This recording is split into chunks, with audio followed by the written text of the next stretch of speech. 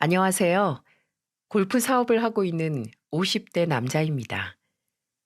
돈은 비료와 같은 거라서 뿌리지 않으면 쓸모가 없다는 이야기가 있습니다. 하지만 그 비료를 뿌릴 수 없는 땅이 없고 또 뿌려봤자 그 어떤 풀도 자라지 않는다는 걸 알았을 때의 절망감은 비료가 없을 때의 절망감보다 훨씬 더 크더군요. 그리고 그 절망감 앞에서 진정 내게 희망의 꽃을 피워주는 건 돈이 아닌 돈과는 아무런 관련도 없는 존재라는 걸 깨닫게 되죠. 모든 걸 겪고 난 이유이기 때문에 이렇게 이야기를 했지만 저 또한 삶의 목적이 돈이었을 때가 있었습니다. 세상에 믿을 사람이 다 떠나가니 믿을 수 있는 건 돈뿐이더군요. 참 오래전 일입니다. 하지만 그때 느꼈던 고통과 공허함은 아직도 생생하게 기억이 나요.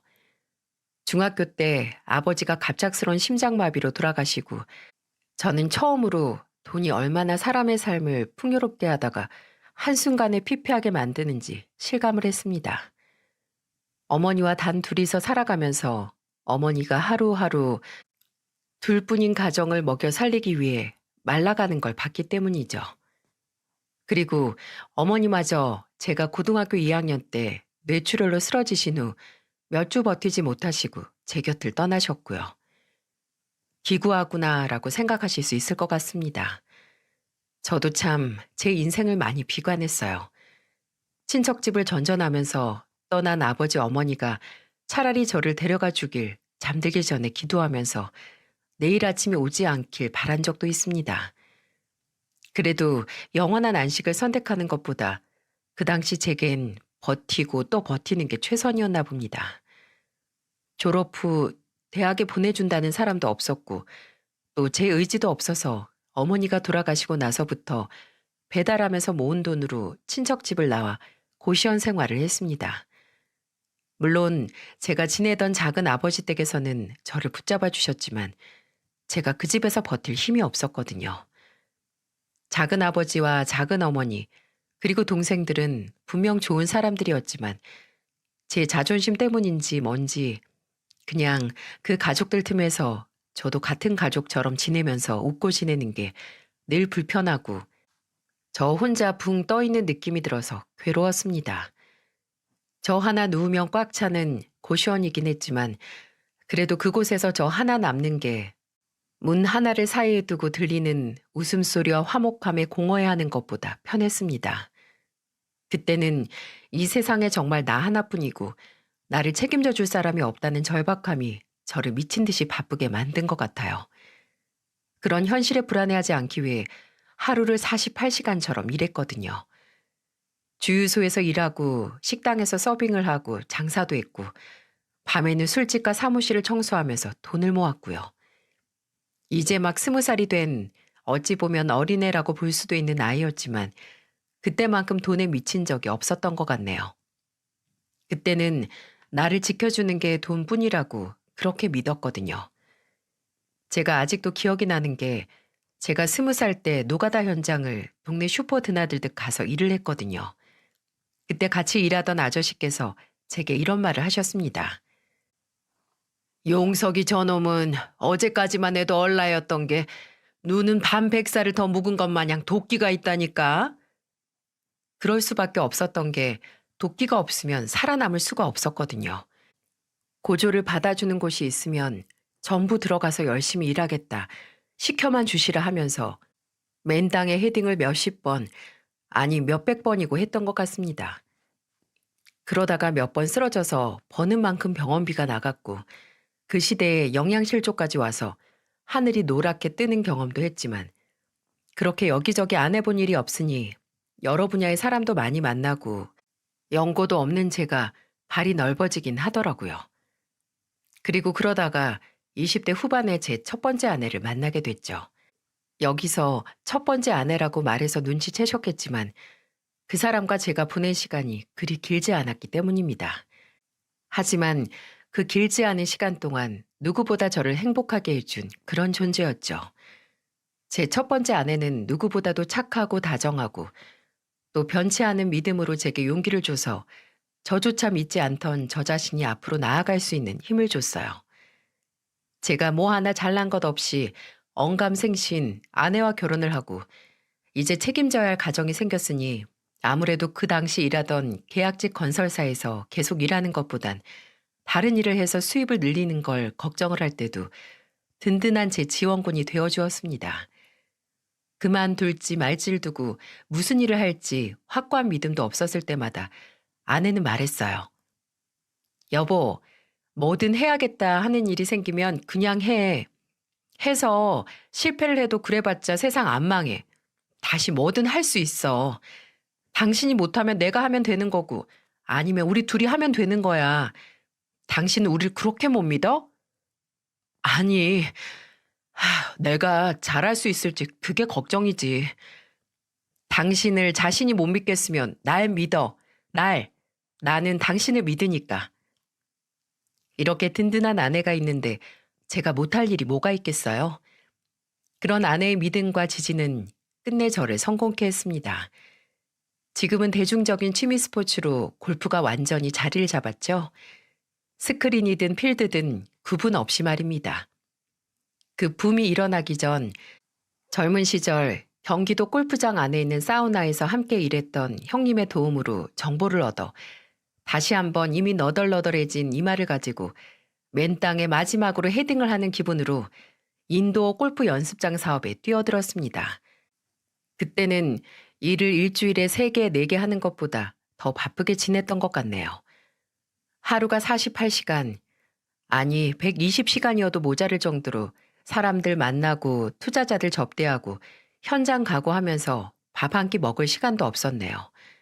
아니, 제대로 된 성공을 하기 전까지는 마음 놓고 밥도 못 먹었던 걸 거예요. 드디어 마이너스였던 게 수익이 나고 지점이 늘면서 막혔던 목구멍이 뻥 뚫린 그런 기분이었어요. 그리고 그런 성공은 제 첫 번째 아내가 없었다면 이루지도 못할 그림의 떡이었을 겁니다. 아내가 제 버팀목이 되어주고 정신적인 안정을 주었기에 제가 그 시간을 미치지 않고 버텼던 거죠. 물론 사업의 성공도 아내가 제게 안겨준 일생일대 기쁨이자 행운이었지만 그것보다 아내가 제게 해준 선물 중 가장 값진 건 바로 제 아들이었습니다. 아내와 결혼 후 1년이 지나 만나게 된 제 보물이었죠. 밖에 일하다가 무슨 일이 있어도 새벽 2시가 다 되는 시간에 집에 들어가 잠들어 있는 아들을 보면 쌓이다 못해 굳은 피로가 싹 사라지던 그런 때가 있었어요. 한 번은 제가 사업을 하면서 상표권 문제로 골머리를 썩다가 끝내 등록이 엎어졌을 때가 있었는데 속이 상해 상한 속을 술로 달랜 후 집에 들어갔었어요. 술이 만취했어도 아들이 자는 모습을 꼭 보고 잤던 터라 그날도 아들이 자는 방에 조용히 들어갔네요. 그때가 아들이 초등학교에 들어가기 전이었을 겁니다. 근데 참 신기한 게 요 녀석이 종종 제가 오는 걸 기가 막히게 알고 자다가도 슬며시 눈을 떠서 저를 봤어요. 절 닮아서 작은 눈이 살푸 떠지더니 그 안에 반짝이는 눈이 살짝 보이면서 아주 잠에 빠졌다 나온 목소리로 아빠야? 하고 물었죠. 제가 다시 자라고 엉덩이를 툭툭 두들겨주면 다시 스르륵 잠에 빠지려고 하면서도 다시 눈을 떠 저를 확인하고 아빠도 옆에 누우라고 지 옆을 툭툭 두들겼는데 상표 등록이 엎어지건 말건 술로도 달래지지 않던 상처가 아들의 따뜻한 온기로 녹더군요. 아들이 초등학교에 들어가도 중학교에 들어가도 그렇게 애틋했습니다. 종종 애엄마가 제게 민혁이랑 당신은 전생에 쌍둥이였을 거야 하고 말했을 정도로 닮은 점도 많고 단짝처럼 붙어 다녔죠. 그리고 첫 번째 아내가 교통사고로 세상을 떠났을 때도 아들과 저는 서로뿐이었네요. 첫 번째 아내는 운전이 미숙한 운전자가 몰던 차에 치여 저와 아들 곁을 떠났어요. 아들이 중학교 3학년 때 일이었죠. 저는 그때 정말 삶에 있어서 중요한 문제는 돈으로 해결이 안 된다는 걸 뼈저리게 실감을 했습니다. 돈이 있으면 뭐 하나요? 사업이 커져서 분점이 몇 곳이 되어도 죽은 아내를 되살릴 수도 없는데, 내 아들에게 엄마를 다시 되찾아 줄 수도 없는데, 아내가 죽고 저도 저지만 아들이 참 많이 힘들어했어요. 저와 가까운 것처럼 엄마하고도 애틋하고 가까웠던 애였으니까요. 밤이면 이불 옆자리에 싸늘함에 잠에 들지 못할 때 아들 방문 사이로 흐느끼는 소리를 듣곤 했습니다. 들어가 보면 아들이 침대 위에서 울다가 저를 보고 말했죠. 아빠, 엄마가 말을 안 해요. 기다리라고 했는데도 엄마가 그냥 가요. 꿈에 나온 엄마가 아무 말도 안 하고 꿈속에서 아들이 제발 가지 말고 본인과 이야기를 하자고 해도 그냥 떠나버린다고 우는 거였어요. 그렇게 매일 밤마다 그리운 엄마와 못다했던 마지막 대화를 꿈속에서도 이루지 못하는 아들을 보고 저도 속으로 피눈물을 흘렸네요. 그런 아들 손을 붙들고 엄마가 민혁이 너를 많이 믿어서 아무 말 안 하는 거라고. 엄마가 무슨 말 하지 않아도 아빠랑 잘 살 거라는 걸 알아서 엄마가 안심하고 있는 거라는 말을 하며 달랬던 기억이 납니다. 아내의 죽음은 저희 부자를 괴롭게 한 만큼 떠난 아내에 대한 기억을 공유하고 위로하고 서로 믿고 의지하며 더 끈끈하게 만든 게 아닌가 싶어요. 근데 그 관계가 한순간에 한 줌의 모래, 아니 먼지처럼 흩날려 갔습니다. 아니, 제가 그렇게 만든 거였죠. 아내가 죽고 3년 후 제가 재혼을 했을 때였어요. 두 번째 아내는 저와 비슷한 연배로 제 지인이 소개시켜준 사람이었어요. 그 전에 한 번 이혼의 아픔을 겪고 저와 재혼을 한 거였죠. 같지는 않지만 비슷한 상처를 가진 사람들끼리 위로가 되는 공감대로 인해 가까워졌는데 두 번째 아내는 저와 다르게 아이는 없었지만 초반부터 제 아들을 그렇게 만나고 싶어 했어요. 얼른 만나서 친해지고 싶다고 늘 제게 아들에 대한 질문을 했었고요. 저는 그런 아내가 제 아들에게 엄마와 같은 존재가 될 수 있다는 착각을 했어요. 이 사람이 이리 호의적으로 아직 만나지 못한 아이에게 애정과 관심을 가지며 다가가려고 하니 어쩌면 우리가 가정을 이룰 수 있지 않을까 하고요.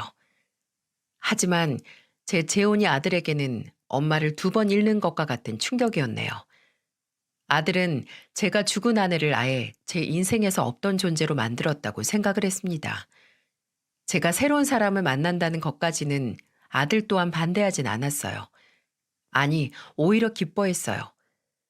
아들은 그전부터 아빠 능력과 나이가 아깝다는 말을 했었거든요. 근데 재혼까지는 아니었나 봅니다. 제가 재혼 소식을 제일 먼저 아들에게 말했을 때 아들은 아무 말도 하지 않았어요. 미녀가 왜 아무 말이 없어? 준이 아줌마가 이 아빠랑 재혼해서 같이 사는 게 싫으니? 그럼 엄마는요? 뭐?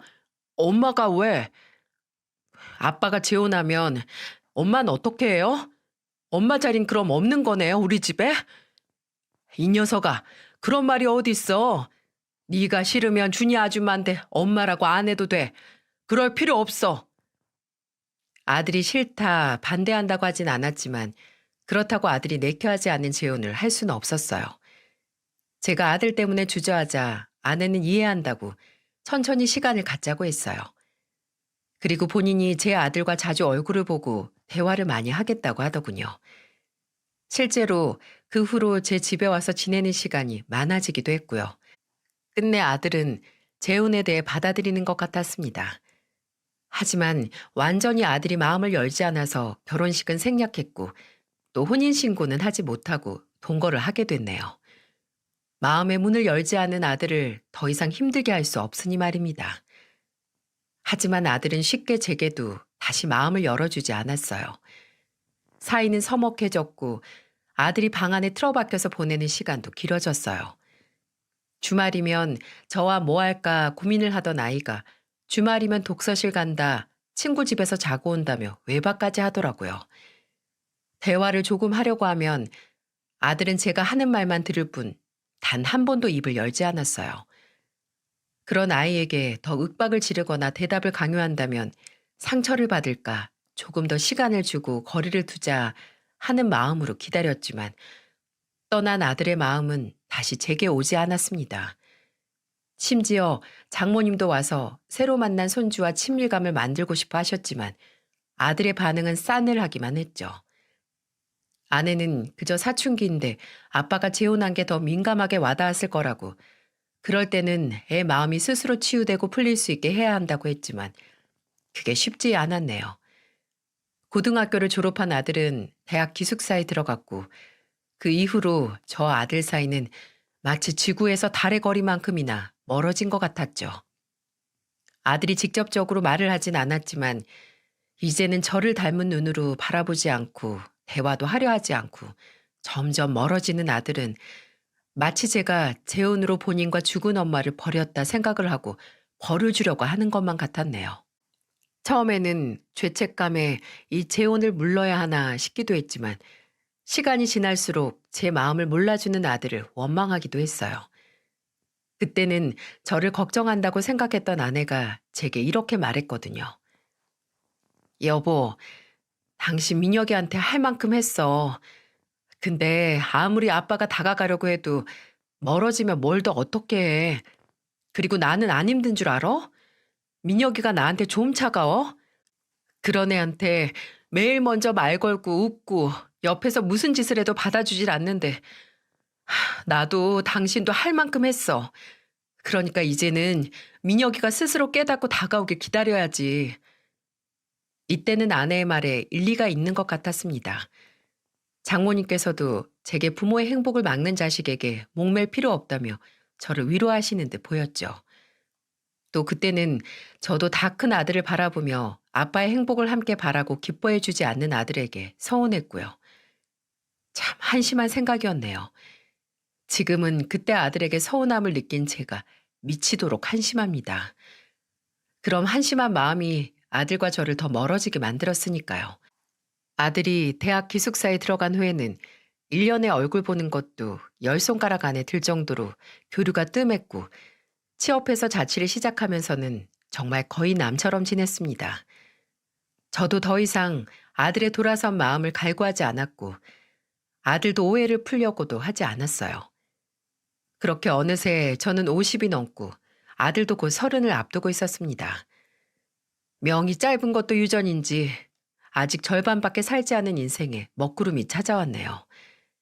제가 글쎄 가남이랍니다.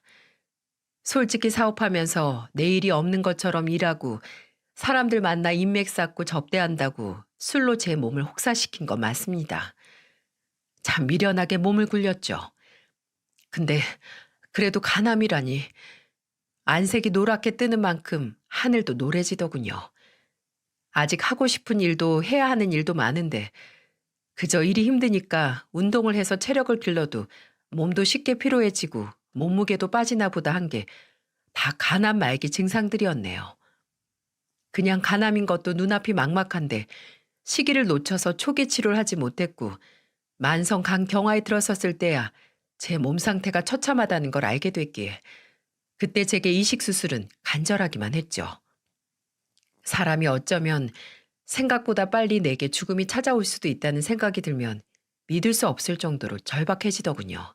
머릿속에 내게 간 이식을 해줄 수 있는 가족과 지인들이 있을까 자동으로 머릿속에 되짚었는데 그게 어디 그리 쉬운 일인가요?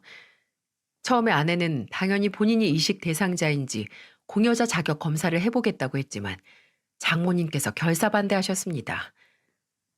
한 사람이 아픈데 나머지 한 사람까지 건강이 나빠지면 어떻게 해? 그래도 한 사람은 말짱해야 다른 사람을 돕지. 맞는 말이었습니다. 따로 말씀은 안 하셨지만 당연히 딸 걱정도 되실 테고 또 만약 아내까지 후유증으로 아프면 큰일이니까요.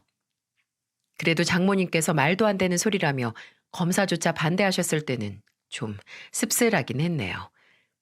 뇌사자 장기를 받는 행운이 제게 있다면 좋을 테지만 뇌사자 이식받기엔 제가 그렇게 수술이 급한 경우도 아니었고 가능성이 전혀 없었네요. 일단 몸 상태를 지켜보면서 치료를 시작하는 게 그때 제겐 최선이었습니다. 괜찮을 거라고 애써 긍정적으로 마음을 다잡으려고 하긴 했지만 마음은 천천히 죽음을 기다리는 것처럼 착잡하기만 했어요.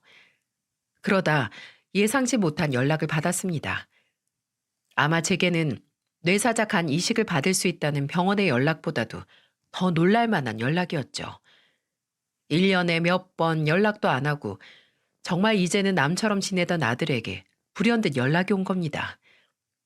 오랫동안 사이가 서먹하고 멀기만 했던 아들에게 당시 당연히 가남 소식을 알리지 않은 상태였는데 갑자기 아버지하고 만나서 이야기를 하고 싶다고 하는 아들의 연락에 의문이 커져갔죠.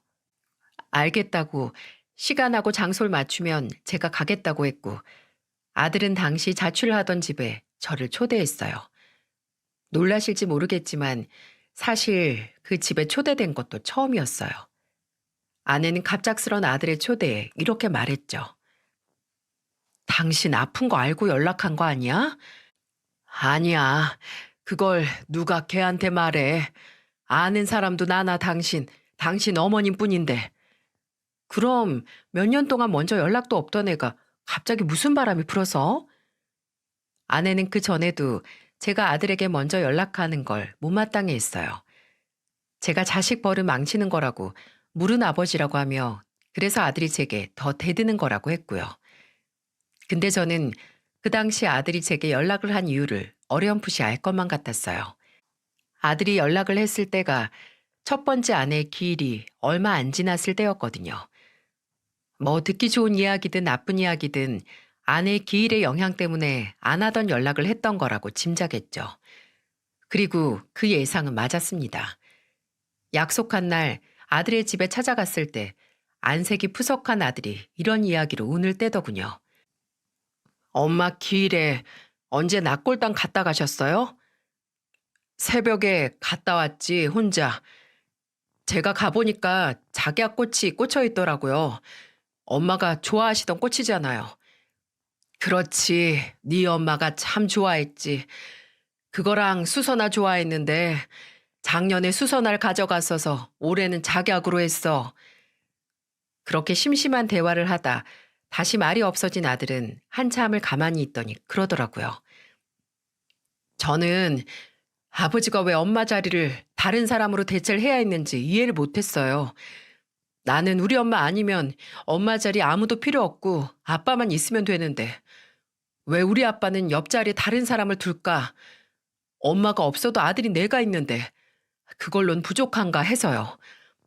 계속 내 엄마인 척하려는 준이 아줌마도 싫었고 이제는 아직 멀쩡히 살아계신 할머니 역할하려는 아줌마 어머니도 싫었고 그냥 다 싫었어요. 미녀가. 근데 저도 그게 아니라는 건 알아요. 아는데 그래도 아빠도 그냥 나랑 같았으면 좋겠다. 그냥 우리 둘만 있어도 그걸로 좋겠으면 좋겠다는 생각이 안 난 게 아니었어요. 어렸을 때는 아빠가 엄마를 버린 것만 같고 자꾸 잊으려고 하는 것 같아서 원망도 많이 했는데 이번 엄마 기일에 엄마 사진 옆에 있는 작약 보고 아니 그전부터 매년 엄마가 좋아하는 꽃들 가져와서 꽂아둔 아버지를 보고 그래 아버지가 엄마를 잊을 리가 없지. 그냥 외로우니까 또 나한테 엄마 같은 사람이 있길 바라니까 그런 거겠지. 라는 생각이 들어서 점점 아빠한테 오히려 죄송했어요. 내가 고집 부리고 혼자 오해해서 뒤돌아섰을 때 얼마나 외로우셨을까. 우리는 우리 둘밖에 없었는데 하고요. 네가 나한테 미안할 게 뭐가 있니? 너도 어렸고 나도 부모로서 네 마음 다 헤아리지 못했고 다 상황이 그랬던 거다. 미녀가 상황이 그죠. 상황이 안 좋았죠.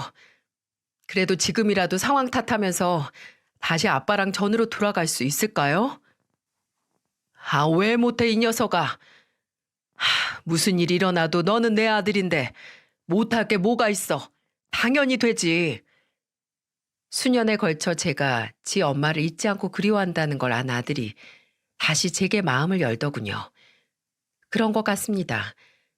어떤 오해는 정말 오랜 시간에 걸쳐 증명을 하고 사라졌던 믿음이 다시 쌓여야만 눈처럼 사르르 녹아 사라진다는 걸요. 시간이 해결해 주는 걸 어거지로 맞추다간 더 어긋나 버리는 그런 오해 말입니다. 참으로 오랜만에 아들과 대화를 나눴고 오랜만에 아들이 저를 보고 웃는 모습을 본 것 같았어요.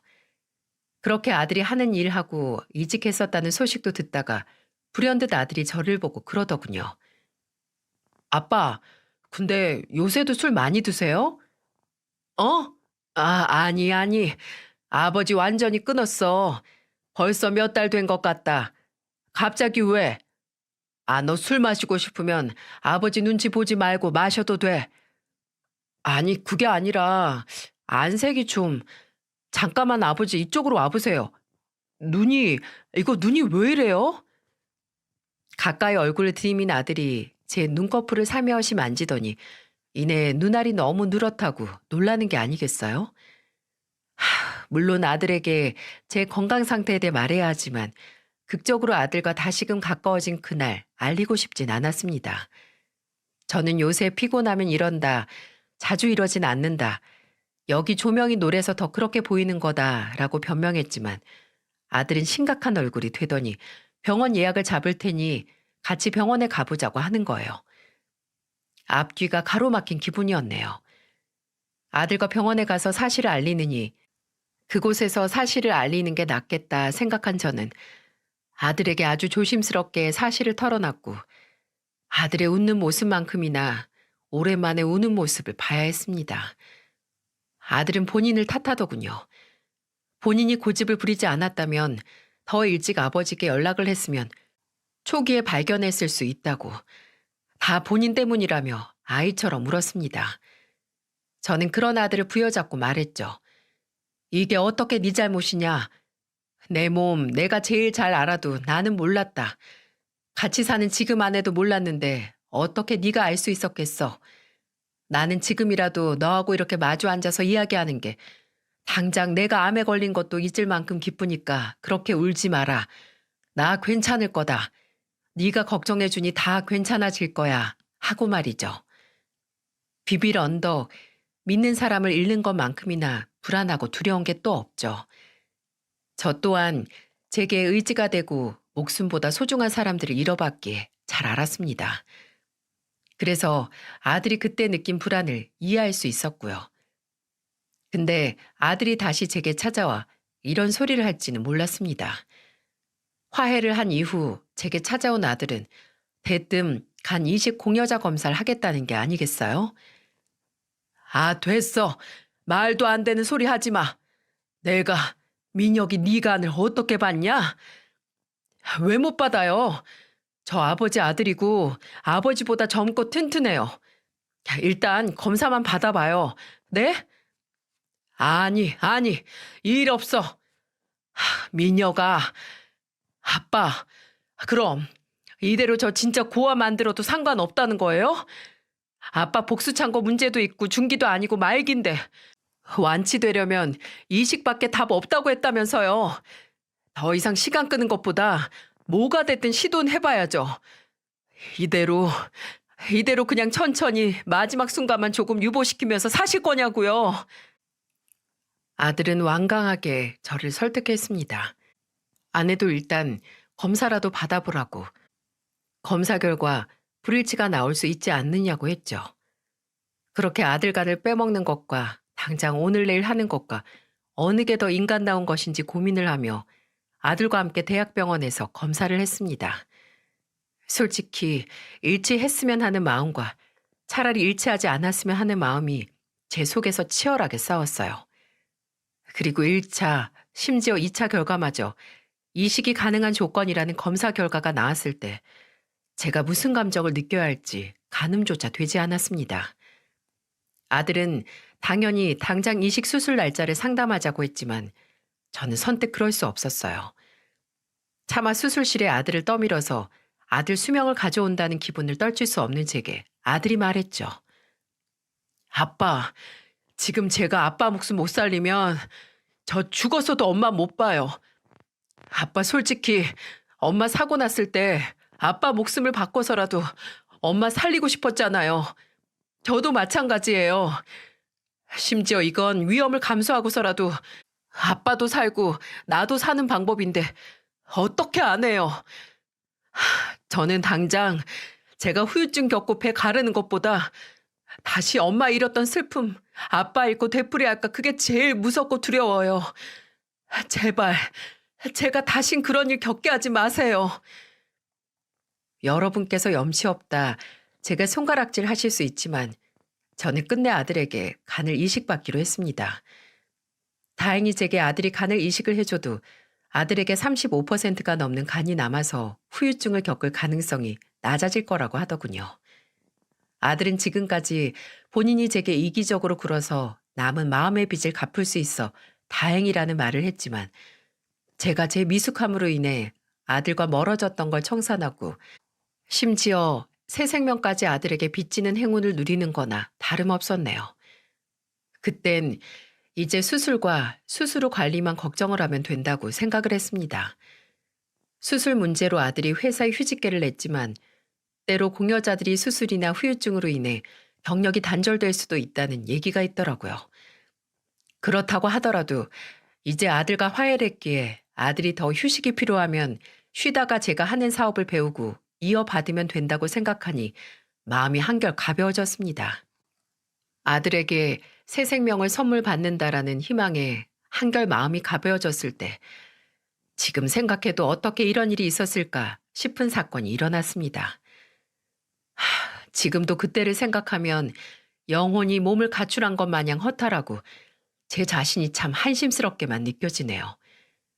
아들이 공식적으로 제 공여자가 됐을 때부터 아내 그리고 장모님의 이상 행동이 시작됐다는 거죠. 처음에는 아내도 장모님도 좋아했습니다. 천만다행이라고. 장모님은 그렇게 지 애비 속을 썩이더니 그걸 갚는다는 말을 하셨고요. 근데 그렇게 처음에는 제 아들을 생명의 은인 취급하던 두 사람이 어느 순간부터 이상한 말을 하기 시작했습니다. 2차 검사 결과가 나오고 나서 며칠 후 아들이 공여자가 된 후에 처음 상담을 받은 날 아내가 제게 그러더군요. 근데 민혁이 걔가 당신한테 뭐 요구하거나 그런 건 없어? 요구? 무슨 요구? 아니 왜 장기 이식 수술이면 가족들 사이에서도 금전적으로 보상해 주겠다는 약속하잖아. 없었어. 그리고 민혁이가 보상을 원치 않는다고 해도 당연히 내가 해줘야 하는 거고. 얼마나?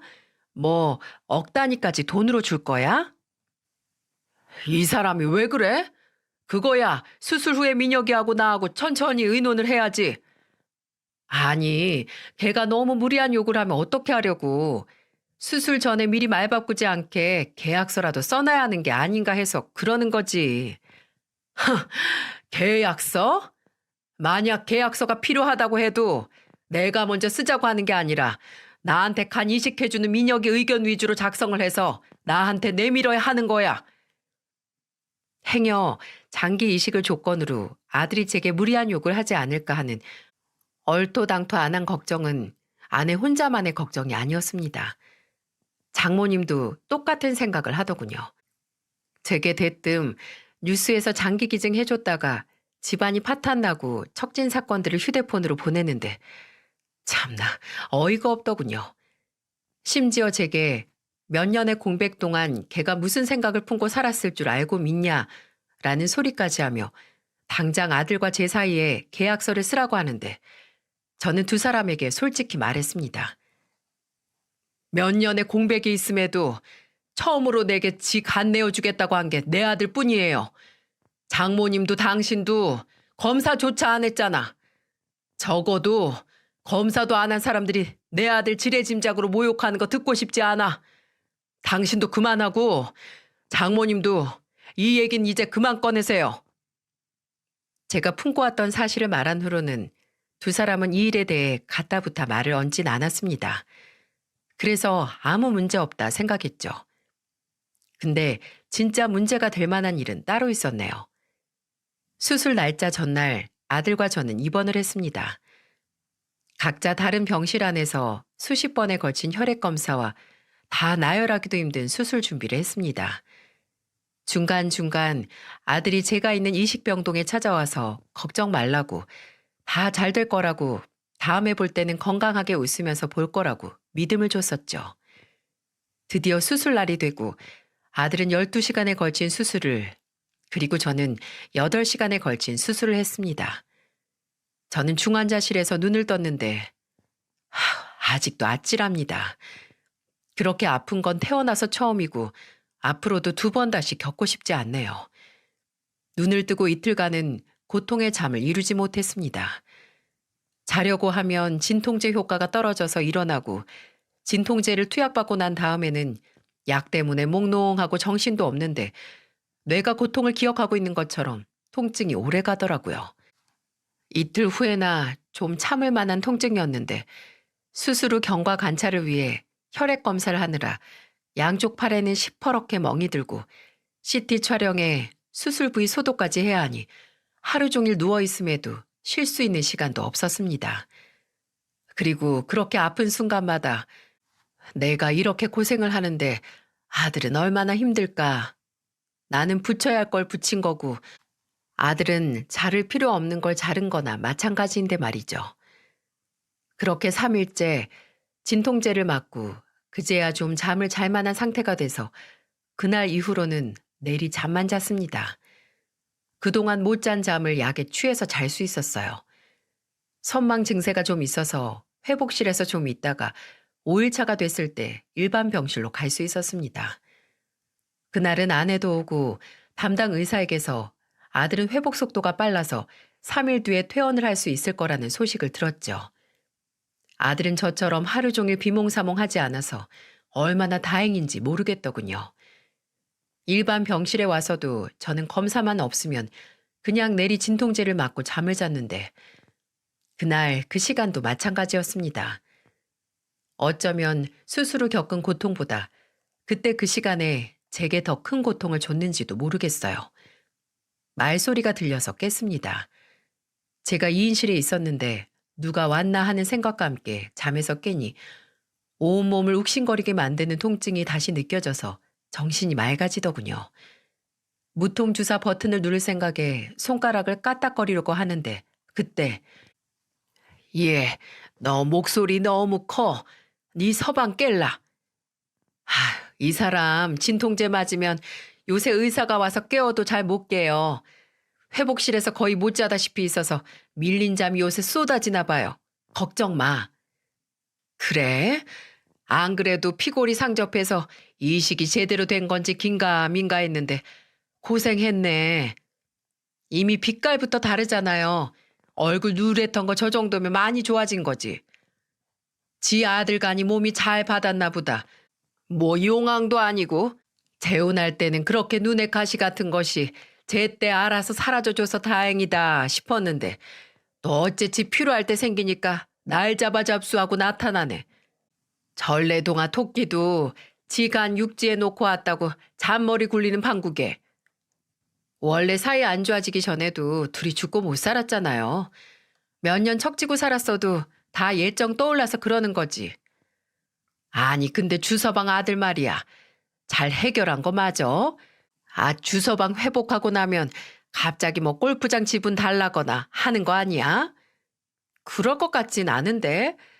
그리고 만약 그렇다고 해도 이 사람이 순순히 주겠어요?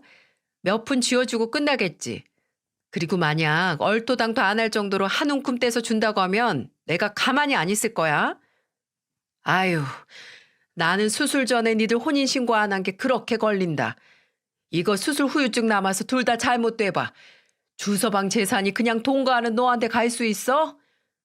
엄마, 사실혼 관계라는 게 있잖아요. 사실혼. 나랑 이 사람이랑 같이 산 세월이 몇 년인데 이미 그 사람 돈이 내 돈이지. 예, 그래도 일 나기 전에 제대로 한번 알아보고 주서방이랑 아들이랑 묘자리 알아봐라. 둘 다 잘못되면 그 재산 네가 잡아야지. 다른 데 못 가게. 주서방 재산이 그냥 재산이야. 아휴, 정말 엄마, 걱정 말라니까. 이제 좀 조용히 해요. 정말 저 사람 깨면 어떡해. 제가 얼마나 놀랐냐면 잠만 깬 게 아니라 제 잠을 깨웠던 통증도 한순간 잊을 정도로 놀랐습니다. 손이 떨리는데 그걸 제 병실 안에 들어와 신나게 떠들던 두 사람이 볼까봐 이를 악물고 참았어요. 지금까지 저와 제 아들이 남처럼 살았을 때 속으로 쾌재를 부르고 혹시나 다시 제게 온 아들이 이식을 핑계로 제 재산을 가져갈까 제 수술 결과보다도 그걸 더 신경 쓰고 있던 두 사람. 심지어 저와 아들이 수술 후유증으로 잘못된다면 남은 재산을 독식할 김칫국마저 사발로 들이부으며 웃고 있는 아내와 장모님의 목소리를 들으며 이를 갈았습니다. 이런 결과를 가장 걱정했는데 결국 이렇게 됐네요. 사실 아예 아내나 장모님에 대한 미심쩍은 생각을 안 했던 건 아닙니다. 둘이 제 아들이 재산을 노리는 거 아니냐, 보상을 원하는 거 아니냐 하는 말을 했을 때부터 혹시 제 아들에게 무슨 말을 할까 염려가 됐던 건 사실이에요. 그리고 저와 아들이 입원했을 때 행여 가서 이상한 말을 하지 않을까 해서 아들이 입원을 하기 전에 녹음기를 사서 가지고 있으라고 했습니다. 혹시나 찾아오면 켜고 있으라고요. 그리고 아들에게 줄 녹음기를 살 때 저도 하나 사서 가지고 있었고요. 근데 이건 어디까지나 아내가 제게 간 이식을 해준 아들에게 해주는 그 어떤 보상에 대해 불만을 표하거나 반대를 할 때를 위해 녹음을 한 거고, 설마 이런 어마어마한 속내를 알게 될 줄은 몰랐네요. 이런 작것들 같으니. 저는 아내와 장모님이 제가 깬 줄도 모르고 그 후로도 한참을 떠들다가 장모님이 먼저 간다고 아내가 배웅을 하려고 따라 나갔을 때 눈을 뜨고 슬며시 팔을 뻗어서 제 베개 밑에 쪽 침대 틀에 숨겨져 있던 녹음기를 꺼냈어요. 그리고 다행히 녹음기는 작동하고 있었습니다. 수술 후 속이 메스껍고 온몸이 아픈 게 수술 후 후유증인지 아니면 내가 들은 추잡스러운 배신의 대화 때문인지 모르겠더군요. 당장 어떻게 해야 하는지, 어떤 방향으로 해결을 해야 하는지 고민을 했습니다. 솔직히 명확히 선택지는 하나뿐이었죠. 제가 죽길 기다리는 사람들에게 제가 뭘 하겠어요? 3일 후 아들이 저보다 며칠 먼저 퇴원을 하는 날, 병원을 나서기 전 저를 보기 위해 제 병실로 아들이 찾아왔습니다. 저는 아들에게 말했어요. 제가 들은 모든 대화 내용을 말입니다. 그리고 제가 퇴원하기 전날 제 집에 있는 아내, 아니 그 여자의 짐을 모조리 빼라고 했습니다. 그리고 제가 퇴원하는 날 그 여자 어머니 집으로 이삿짐 센터든 용달이든 불러서 보내라고 말이죠. 아내는 제가 퇴원하는 날까지 제 간병을 했기에 저와 아들의 계획을 알 수가 없었고, 장모님은 제가 그날 퇴원하니 와달라고 따로 부탁을 했어요. 아내가 저를 혼자 챙기고 퇴원 수속을 밟기 힘들 것 같다고 하면서 말이죠. 하지만 저는 그들과 같이 병원을 나설 생각은 없었습니다. 아들에게 아내의 짐을 장모님 집으로 보낸 뒤 저를 데리러 와달라 했거든요. 물론 제 집 현관문 비밀번호도 싹 바꿔두라고 말했고요. 퇴원 당일날 장모님은 제 부탁대로 병원에 와서 아내가 짐을 챙기는 걸 도와주셨고, 저는 그들이 제 앞에서 예상보다 일찍 퇴원해서 다행이다. 이제 회복할 생각만 해라. 일은 쉬어라 하면서 가증을 떠는 걸 바라봤습니다. 주머니에 넣어둔 녹음기를 만지작거리면서 말이죠. 그리고 그때 병실 문이 열리고 아들이 들어왔어요. 말한 시간보다 좀 일찍 왔더라고요. 어머, 미녀가 왜 왔어? 너도 몸 움직이기 힘들 텐데. 벌써 2주도 넘었는데요. 이제 복대 차면 웬만큼 움직일 수 있어서 괜찮아요. 나도 있는데 네 아빠 못 챙길까 봐 걱정돼서 왔니? 아니요. 아빠 집으로 모셔드리려고 왔는데요. 그러니까 어차피 내가 같이 가는데 괜히 왔다는 거야. 너 충분히 네 할 일 다 했어. 이제 이 아줌마가 할 테니까 걱정 말고 아빠 얼굴만 보고 가. 그럼 아빠는 누가 모셔다 드려요? 아줌마는 아줌마 어머니 댁에 가셔야 할 텐데. 준이가 내 집에? 아니 왜? 그래, 내가 왜 우리 엄마 집에 가? 나는 내 집에 내 남편이랑 같이 가야지. 당신이 남편이 어딨어? 나 당신이랑 내 집에 안 갈 거고 내 아들하고 갈 거니까 당신은 당신 어머니, 당신 가족 있는 곳으로 가. 여보, 갑자기 그게 무슨 말이야? 내가 남편이 어디 있긴, 당신이 내 남편이지. 혼인신고도 안 하고 살았는데 무슨 남편? 호적이 주민등록 등본에 오른 적이 있어? 그리고 무엇보다 남편이 이식수술 받는 와중에 지 엄마랑 재산이니 묘자리니 떠드는 와이프가 세상 천지에 어딨어? 저는 입을 다물지 못하는 아내를 보고 주머니에 있는 녹음기를 들어보였습니다. 그리고 그날의 대화가 담긴 음성을 재생시켰죠. 삽시간에 사색이 된 아내가 잠깐만, 그게 뭐야? 그건 내가 진심이 아니라 그냥 장단이라며 뭐라 변명을 끄집어내기 전에 말했습니다. 더 이상 당신하고 말하고 싶지 않아. 민혁이가 나한테 간이식 해준다고 했을 때부터 보상이니 뭐니 불안해지더니 다시 나타난 친자식이 당신 몫의 돈 빼앗아갈까 불안했어? 근데 어쩌나?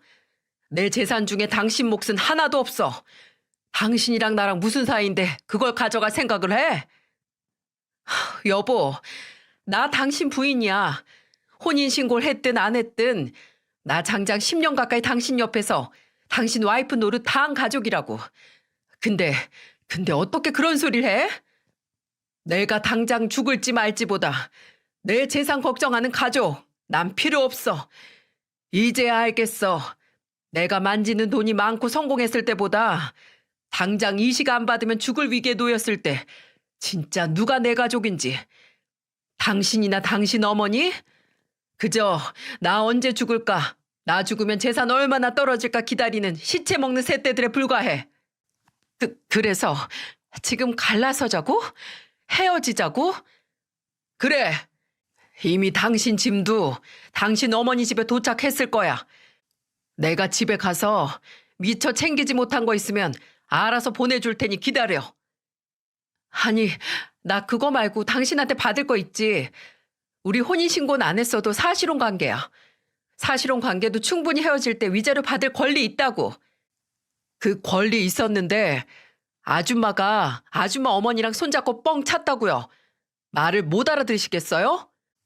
그래, 민혁이 말대로 그 권리 어디 요구하고 싶으면 실컷 요구해봐. 사실혼인 거 증명해 보라고. 나는 사실혼은커녕 그냥 동거 사이였다는 거 증명할 테니까. 민혁아, 가자. 여보, 그렇게 가면 어떡해. 엄마도 뭐라 말 좀 해봐.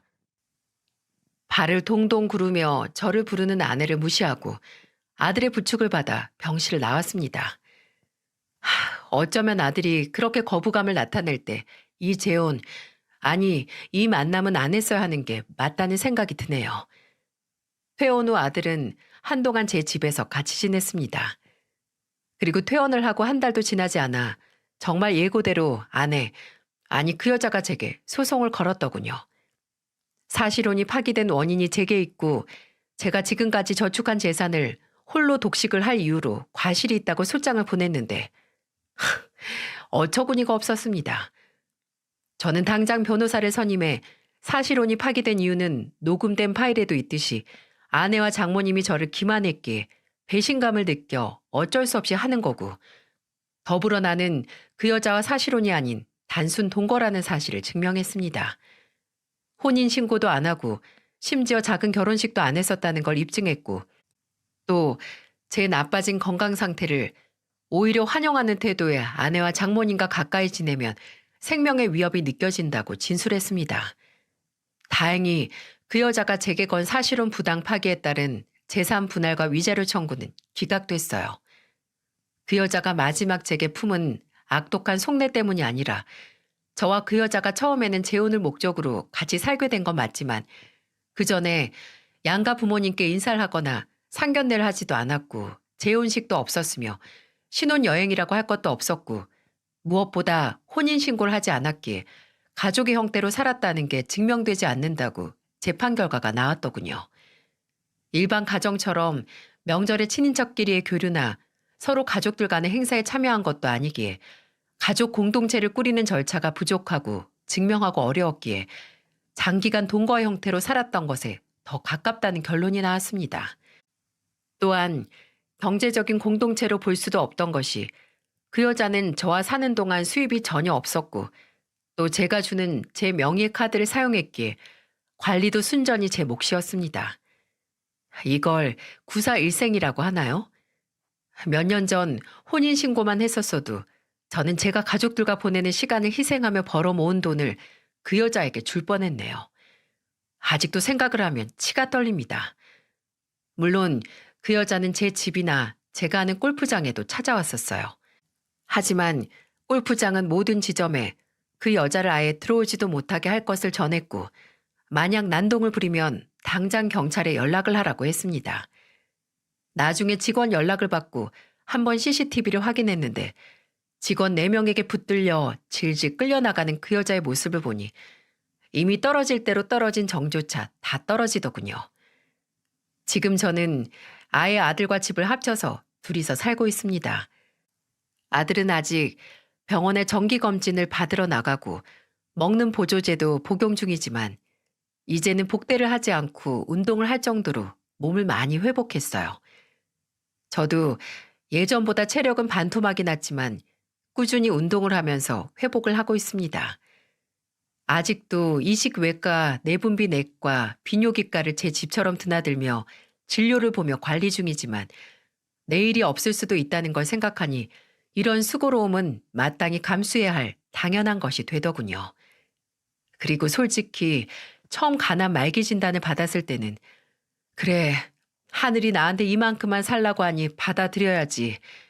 예상보다 빨리 내 진짜 아내와 부모님을 만나러 간다고 생각하자. 라고 포기하고 싶은 순간이 있었어요. 근데 아들과 화해를 하면서부터 삶에 대한 미련이 미친 듯이 남더라고요. 아들이 계속 저를 미워하고 저도 그런 아들을 손 놓고 지켜봤다면 모르겠지만 아들과 다시 함께할 날들이 있다고 생각을 하니 이렇게 갈 수 없다는 생각이 들면서 살고 싶어졌어요. 그렇게 제 삶의 목적이 된 아들이 이렇게 제 생명을 살렸으니 참 아내가 말했던 것처럼 저희는 전생에 정말 쌍둥이였는지도 모르겠네요. 아들은 아직 시도 때도 없는 통증 때문에 고생하는데 마음 같아서는 그 고통을 전부 제가 떠안고 싶습니다. 이제 30도 안 된 아들, 제게 그 소중한 신체 일부분을 줬다는 생각만 하면 지금도 먼저 간 아내에게 미안해져요. 근데 하루는 아들이 그러더군요. 아빠하고 엄마는 부부긴 하지만 피로 이어지진 않았잖아요. 근데 내가 아빠한테 간을 떼어줬으니까 아빠한테도 어느 정도 엄마의 유전자가 가지 않았을까요? 내 몸은 엄마랑 아빠가 만든 거니까. 그 얘기를 듣는데 기분이 묘하더라고요. 정말 죽은 아내 세포 일부분이 제게 온 것 같고 괜히 더 죽은 아내 생각이 나고 그랬습니다. 그리고 그렇게 말하며 본인이 제게 장기 이식을 해준 게 아주 자연스럽고 당연한 거라 말해주는 우리가 더 특별한 부자지간이 되는 계기라고 말해주는 아들을 보고 그저 고맙고 미안했습니다. 앞으로 그런 아들을 위해 더 열심히 운동도 하고 병원도 다니며 건강해져서 오랫동안 아들 곁을 지켜주고 싶어요. 가끔 TV를 보면 부모님과 자식이 어느새 비슷한 연배로 보일 정도로 주름이 자글자글한 노인이 돼서 함께 있는 걸 보는데 저도 그렇게까지 아들 곁에 남아서 아들이 믿고 기댈 수 있는 든든한 보금자리 역할을 하고 싶습니다. 마지막으로 사랑하는 내 아들 민혁이에게 사랑하고 고맙다는 말을 남기며 제 사연을 마무리하도록 하겠습니다. 부디 세상의 모든 부모님과 그 자식들이 괜한 오해로 이 소중한 순간에 공백을 만들어내지 않길 바랍니다.